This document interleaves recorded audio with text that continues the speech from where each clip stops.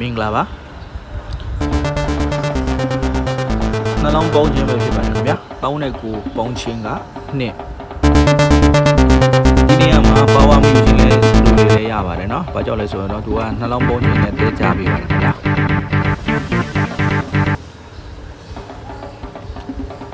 နှစ်ဆိုပြီးနှစ်4 6ဆိုပြီးတော့ခြာပေးပါတယ်ခင်ဗျာနောက်တစ်ခုက3 5နှလုံးပေါင်းခြင်းက8ပါခင်ဗျာ865ဆိုပြီးတော့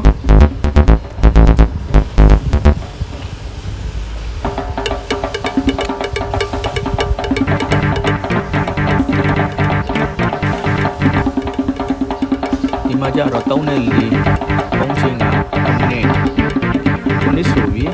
9ခွန်8ချပေးပါတယ်နော်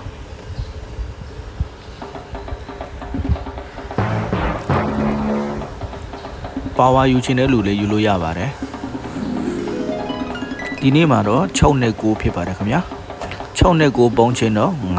9တလုံးပေါ့နော်9ရဲ့ပါဝါ3ညယူခြင်းတဲ့လူတွေလည်းယူလို့ရပါတယ်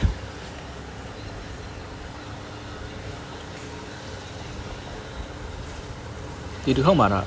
3နဲ့3ပေါင်းခြင်းက6ရဲ့ပါဝါ1 3နဲ့3နဲ့8ပေါင်းခြင်းက1ရဲ့ပါဝါ6 3နဲ့6ပေါင်းခြင်းက9ရဲ့ပါဝါ4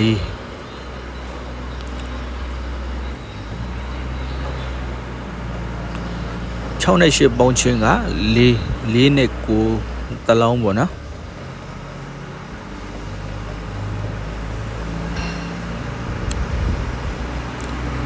3လုံးပေါင်းခြင်း3ည2ပေါင်းခြင်း4 9နှစ်4 6လာပါတယ်4 4နှစ်ပေါင်းခြင်း3ည5 8 6 5လာပါတယ်6 6 6ပေါင်းခြင်း8 8 3ခွန်6 8ပေါင်းခြင်းက6နဲ့1ဒါဆိုဒီ3တွဲကိုကျွန်တော်တို့ကတ်ထည့်လိုက်အောင်ပဲနောက်ဗီဒီယိုမှာကျွန်တော်ပြန်ပြီးကနန်းစီ